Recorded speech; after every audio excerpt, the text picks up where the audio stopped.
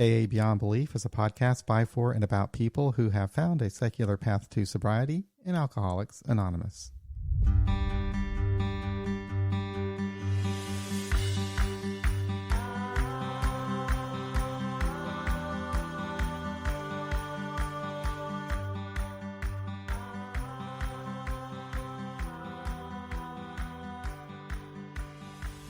Dr. Adina Silvestri is the founder of Life Cycles Counseling in Richmond, Virginia, where she is a licensed therapist who has been treating patients for over 14 years. Her practice encompasses a wide array of services, but her specialty is treating women with substance abuse issues, helping children who have experienced trauma in their lives, and treating people who have anger and management issues. In addition to her practice, Dr. Silvestri hosts the podcast Atheists in Recovery, which is coming up on its 1-year anniversary and has now posted 48 episodes. The podcast features guests who have an expertise in recovery issues, whether they be credentialed professionals or people who have experienced addiction and recovery from personal experience. The podcast explores the importance of one's belief system in their recovery, and it's really helpful for those of us who are in the recovery community who hold a secular world view. Welcome, Adina, to AA Beyond Belief. Thanks for having me. I've been wanting to have you here for quite a while, to be honest with you. When your podcast came out, I was really excited to see another podcast that's devoted to really pointed towards secular people in recovery because, you know, not too long ago, I would say about 5 years ago, or more, maybe even, time goes by, but it was really difficult to find anything online that was addressing issues for people in recovery who happen to be atheist, agnostic, or have a secular worldview. And it's good to see more of this information becoming available now. I think it's important. Yes. Yeah, I definitely agree. In fact, the reason that I started the podcast was because clients would come to me and they would say, listen, I don't believe in the God thing. I don't feel like AA is a good fit for me. And I need some alternative ways to recover. And so it was for them, but selfishly it was also for me because now I've met all these amazing podcasters and people from around the globe that are doing this work that, you know, I didn't even know existed a little over a year ago. Yeah, it's pretty amazing. Let's go into your background a little bit, your professional background, if you don't mind. What got you interested in treating people with substance abuse to begin with? Well, I moved from upstate New York to Virginia, and I'll make this a short story.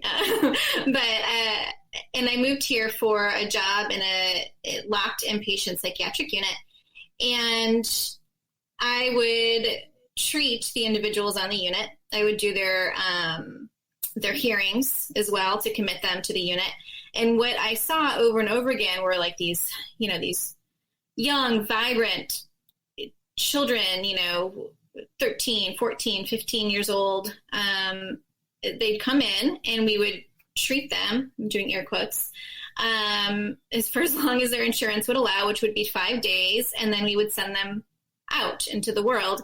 And it just felt like such an inhumane thing to do because they weren't ready. And so that's why I wanted to study addiction and to figure out how I could provide more resources to my community. And I knew that there had to have been a better way than what we were doing, just that treat them and street them type of mentality.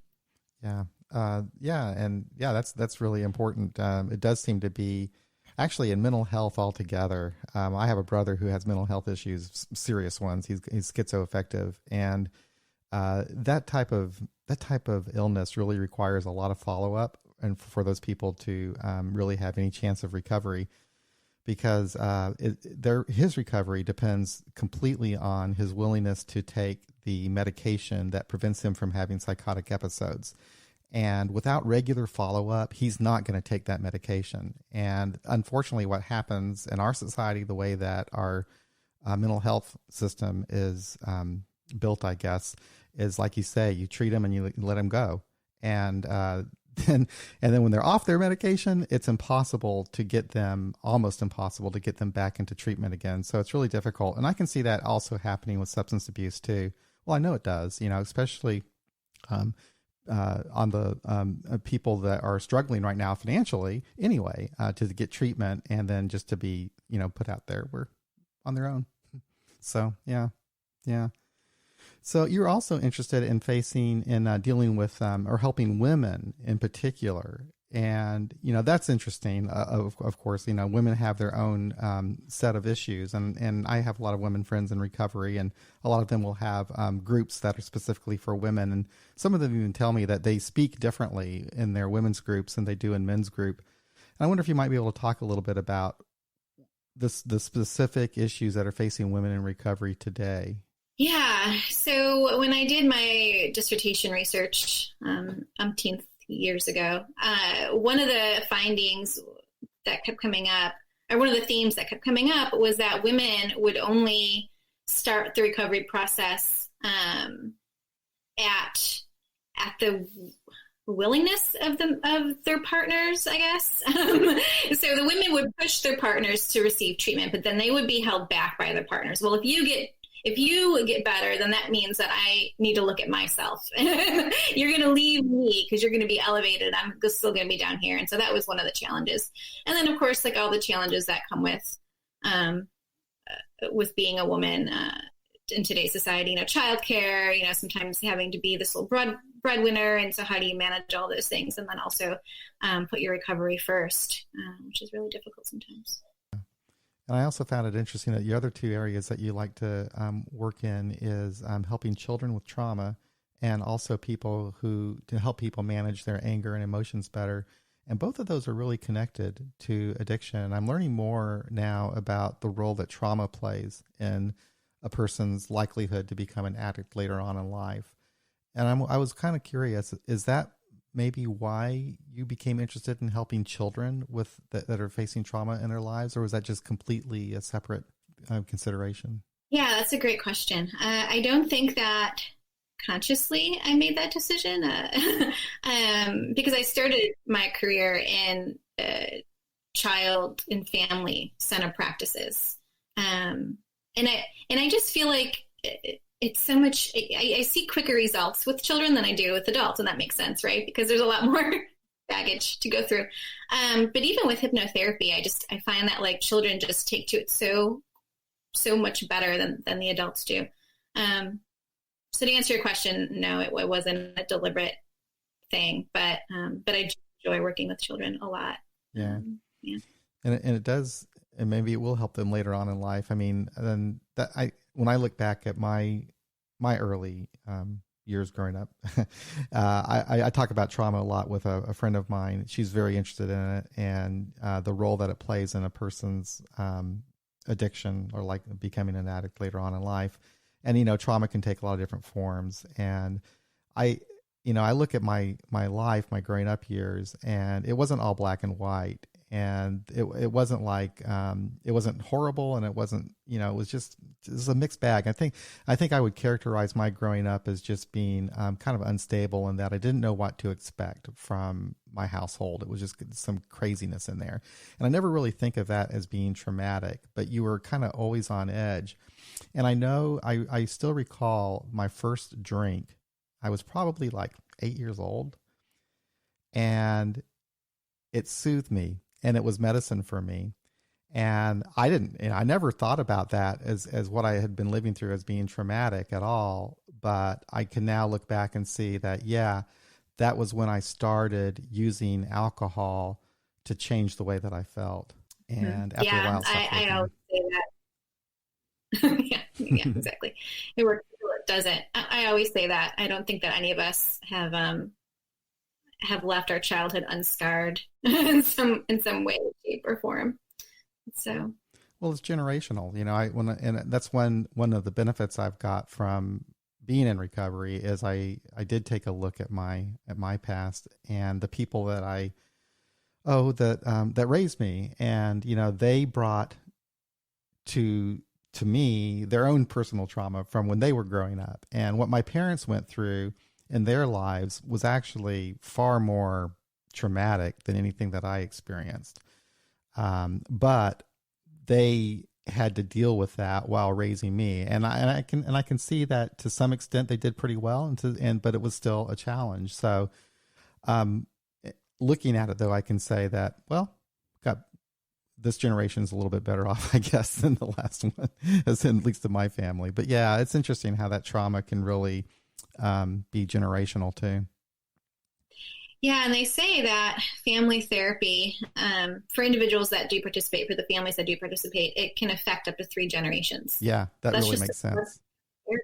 therapy. Yeah, that really makes sense. Isn't that amazing? Yeah, because you can look back at your family history and say, "Oh yeah, this is it's passed on. It truly is, and it might not just even be genetic. In fact, I heard on one of your podcasts, I can't remember which one, that you were kind of talking about the genetic predisposition to addiction and the environment, and how sometimes sometimes your environment can overwhelm the genetic part of it, so that your environment really can play a really important role in whether or not you become an addict. Well, let's talk about your podcast a little bit. Why did you start podcasting to begin with? That is a great question. Well, I think, as I said earlier, I love to learn, and I knew that there was so much that I needed to learn regarding addiction, and this was one way to do it. It's just sort of immerse myself into other people's stories and backgrounds. And then also, I wanted to build a community for people that didn't subscribe to a higher power, but that needed to find their people. As we've heard over and over again, people they recover in community, so it doesn't really matter what they're subscribing to, as long as they can find their people. That's like seems to be one of the most important indicators of having a successful recovery. So yeah. Yeah, and I guess you got to hear that from the people who come to you for help, and I've heard the same thing actually from my doctor, that that she does run to quite a few people who say that one problem they run into is when they go to an AA meeting, the first thing they're confronted with is this idea that you have to have a higher power, and in AA it's very specific. It's God, and I have been in an AA for many decades, 3 decades, and so I know part of the problem is that in AA we use a book that was written in 1939, and they're still using the book in the very same language that it was written in. And over the years, language changes and society changes, but that book hasn't. And it's so almost impossible anymore for somebody who is 23 years old now to give them a book that is 80 years old and tell them that this is what they need to read. And anyway, that book has kind of created a culture of that. I think that this is the problem that we run into, is it creates this culture that, okay, this is the book, it's a great book, it's wonderful, and it gives you some specific instructions that you need to follow, and you better do this. And when you read the book, it's all about God. So instead of you better belong, and then decide, what steps you want to follow and which you want to do and which ones you want to discard. Yeah. Yeah. But, and what is interesting though, from an atheist perspective, I can see what works in AA, and it has nothing to do with God, in my opinion. It has everything to do with the other people that are in the room. And, but as you said, it's so important to have your own tribe, and in a way, it's kind of sad that we have to have these tribes. But I myself, after some time in AA, was found that my view as a secular view of Alcoholics Anonymous was not at all accepted at my home group. I had to start another group for people that are atheists and agnostics. So, talking about that. Wow. Yeah. So, I'm glad you did that. Yeah. And there's a lot of people that are doing that too. So But you do ask a lot of your guests, and maybe you ask it on every episode, what their belief system is. And yeah, I think I might change it to what your spirit animal is. Just change it up a little. But yeah. Yeah. So why do you think that's so important? I think it's important because I believe that it has a formative milieu on your identity, and that impacts your recovery, of course. And so, yeah, and so that's why I think it's incredibly important. And then it also is interesting to hear what people come up with, right? Like I've heard so many different variations of higher powers, like Christo-Buddhist and Indian warrior goddess, and I tell people that come to see me, that we're going to talk about your higher power or your wise self. And so I figure if they come back a second time, then they don't think I'm completely nuts. But I feel really strongly that you have to have that as part of your recovery. You have to be able to dip into your wise self, and we can talk about that if you want or not. But in order to sort of detach from that trance of unworthiness that I feel like we all suffer from, right? So, yeah. Yeah, that would be interesting to kind of explore. I guess I have an internal debate with myself sometimes. I have a real, I guess, I take a real practical view of my recovery and the experience that I've had. Yet I do know that it was a really powerful, transformative experience to go from a life of addiction and the insanity that addiction brings to one's life to not having that anymore. And it was really over a long period of time that this transformation kind of took place. It was, I mean, in the beginning, it's so dramatic, but after a while, you see that it still continues and you continue to evolve over time. But I respect that people have different spiritual beliefs, and I think it's important. I've held them at different times of my life, but I just see it as language more than anything else, Adina. And I just look at what a person does, you know. So anyway, my take, it's interesting in the secular AA community. There's constantly debates about spirituality, whether how important it is or not.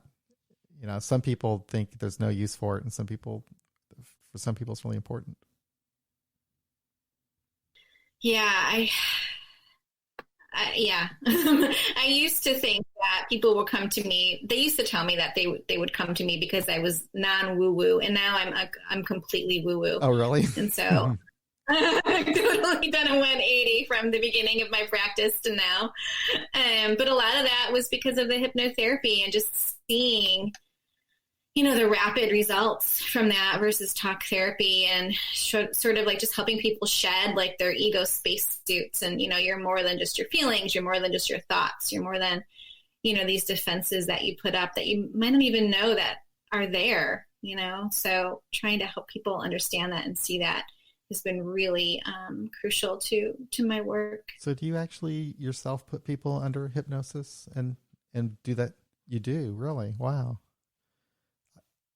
Can you talk about that a little bit? That's interesting. What is it? How does hypnosis work, and what benefits do people get from it?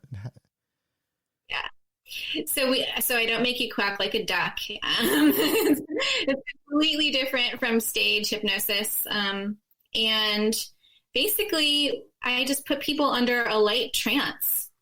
So we do like an interview in the beginning. We identify some of the struggles that they're having. I hit hard on the spirituality piece, and like their person. It doesn't even have to be like a mythical creature. It could be like their dead grandmother or their favorite uncle, right? Somebody that they really trust, that only wants the best for them. And then we create a script together. And so we're basically future casting their ideal self, and then they listen to the script, and that's when the transformations start to occur, is when they listen to it outside of the therapy sessions. That's interesting. That is. And so as you got involved in that, you kind of became more, I guess, interested in that spiritual aspect. That I guess when the spiritual aspect would be that which is really hard to define, right? It is. There just has to be a separation from your ego, and your higher self, your wise self. And so that's what I'm looking for. Yeah, I know that, especially for someone who's dealing with addiction issues, we put ourselves in a situation where we're like in survival mode almost all the time. We are constantly conniving and doing what we need to do to get through the next crisis, and so we're really reactive. There's a lot of stress, I guess, involved with just being an addict. And when you stop your addictive behavior, you're kind of still left with this way of life that where you have to somehow deal with learning how to think your way, I guess, through problems rather than react emotionally. And I see a lot of recovery being learning how to handle your emotions and your feelings and emotions and the way that those impact your reactions to life. Yeah, that sounds very CBT. Yeah. Cognitive behavioral therapy. Yeah. Yeah. So, and I think that what I find interesting is that seems to be a running theme for anybody in recovery, whether they be in whatever support type of group they choose. It always comes down to, after they stop using their drug of choice, it always comes down to a need for change, a real profound change in how they view life. So yeah, so I can see how through hypnotherapy that that can help bring that about. That's really interesting. Yeah, and it just goes so much deeper than talk therapy. And I still use talk therapy. That's what I was trained on. But, if I'm able to get to you and to get to your deepest wounds in 6 sessions versus 1 to 2 years, I'm going to go with the sessions. Why am I going to prolong the suffering? Yeah. Exactly. So. Yeah, I don't even know enough to even, that's amazing that, yeah, because I've gone through all kinds of therapy myself, and and it takes years. It does take years. But it was helpful to me, and it's something that I think that's important for people in recovery, if they're able to seek professional help in addition to whatever support that they're getting. And there are different ways. There are all kinds of different resources available for people to get help, and a lot of times people aren't aware of that. But many of us, when we come out of our addiction, we're having serious financial issues, and that sometimes is an impediment to getting professional help. But there are organizations out there that you can go to that provide these types of services on kind of a sliding scale, and is really helpful. And I did that in the beginning, and then went on to other resources later. So, yeah, and there seems to be a lot more resources now due to the pandemic. I think all the insurances are waiving fees for therapy. I know there's a covidtherapy.com, and I'll have to look it up and send you. But people that are frontline workers, they get 4 sessions for free, so. The COVID thing has been huge. In my group, so back in March, I think it was, we had to stop meeting in person. And so we've gone to online meetings, and most AA groups have, most probably, in not just AA groups, smart recovery groups, life ring groups, everything, any community, churches. So, and I've noticed that some people handle it better than others, and it doesn't it's not so dependent upon age. And you would think it would be, that maybe younger people would be more comfortable with the technology than older people. But sometimes I find that some of the younger people are the ones that have the most difficulty with it, because, and I think about it, it makes sense, because I was a young person in recovery. I was in my 20s, and a really important part of my recovery and what I see with these younger people is the friendships that they have. So, it's not just going to a meeting and what you hear in the meeting, but it's having friends that you meet from the meeting that you can go out and have lunch with and coffee with and do things with. And it's that social aspect that they're missing now that is really, really making it difficult, especially if you're newly sober. It's really hard.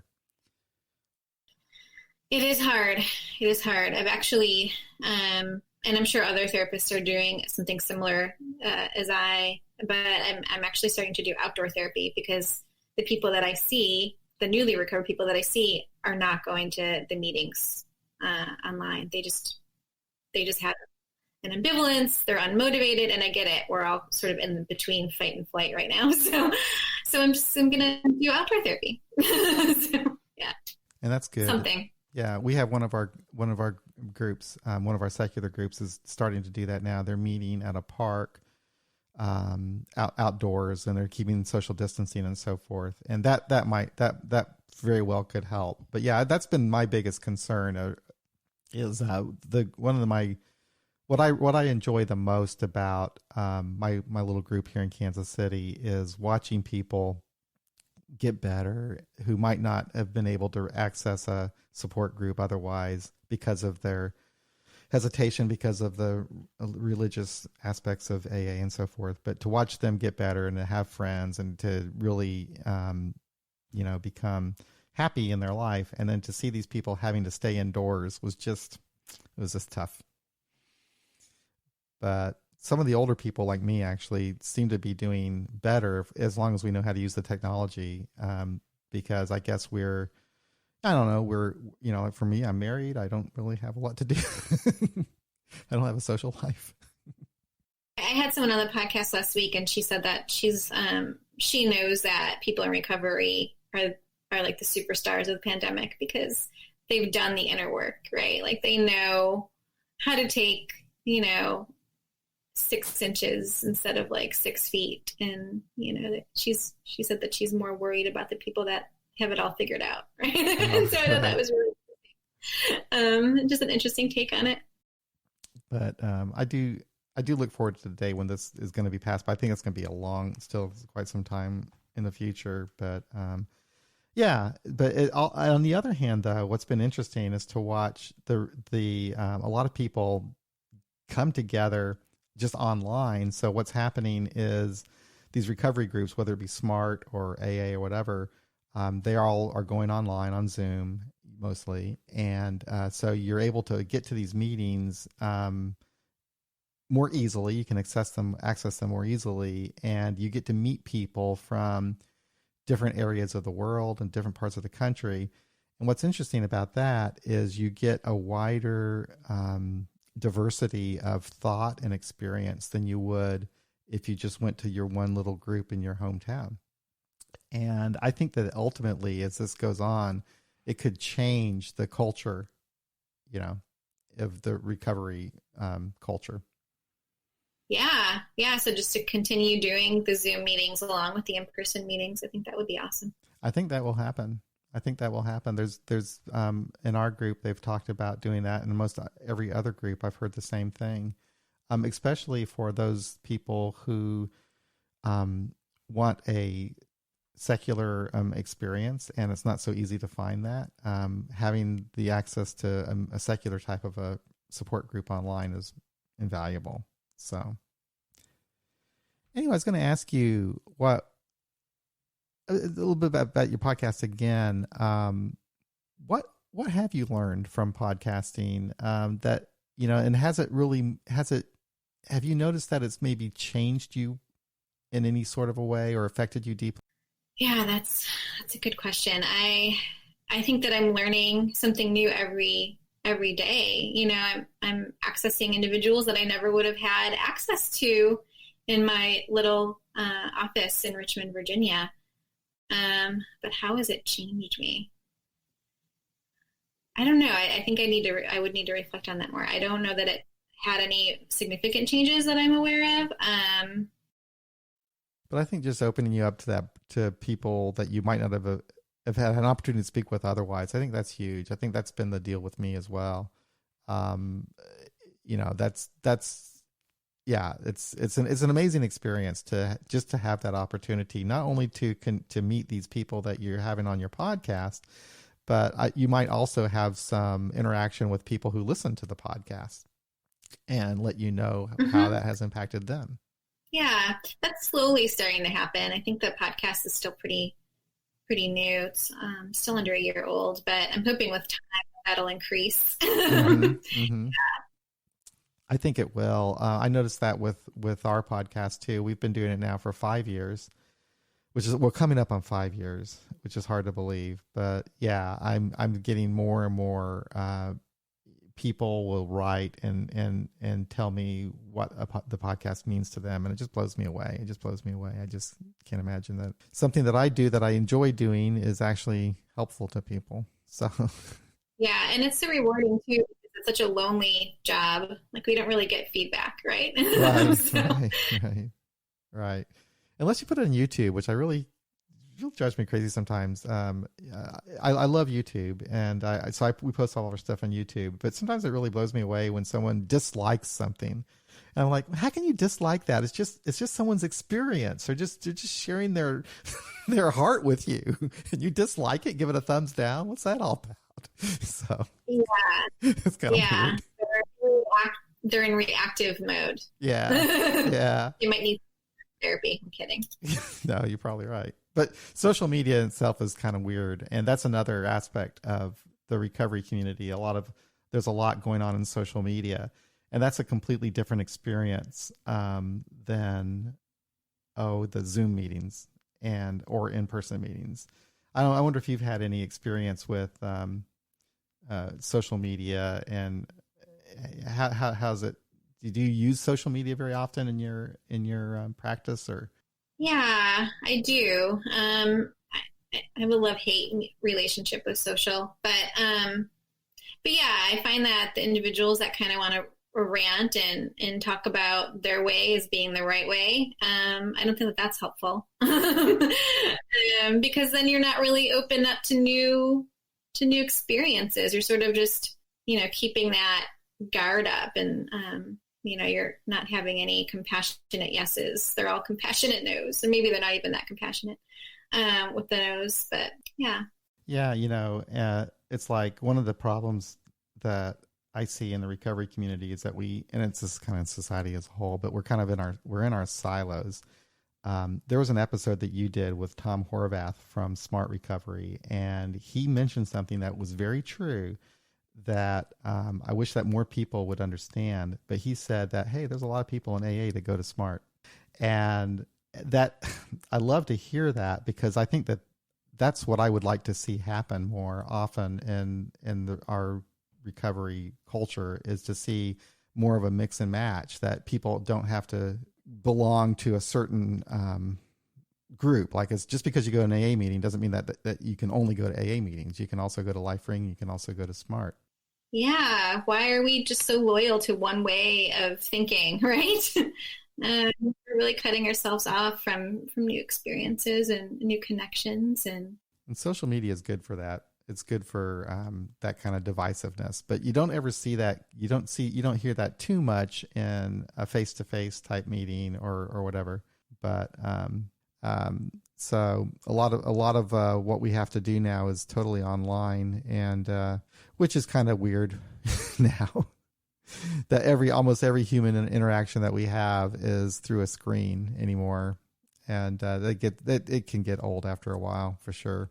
Agreed. I guess maybe the one last thing I might want to say, and I think I may have mentioned this earlier, but I find that this really helps my people, is just thinking about thoughts and feelings differently. So I don't know who this quote is by, but I love it. So we speak about losing our minds as if it's a bad thing. I say, lose your mind, do it purposefully, find out who you really are beyond your thoughts and beliefs. I like that. That's a good way to close out. So thank you so much. And that's it. That's another episode of AA Beyond Belief, the podcast. Thank you for listening. Thank you, Adina, for joining me here today.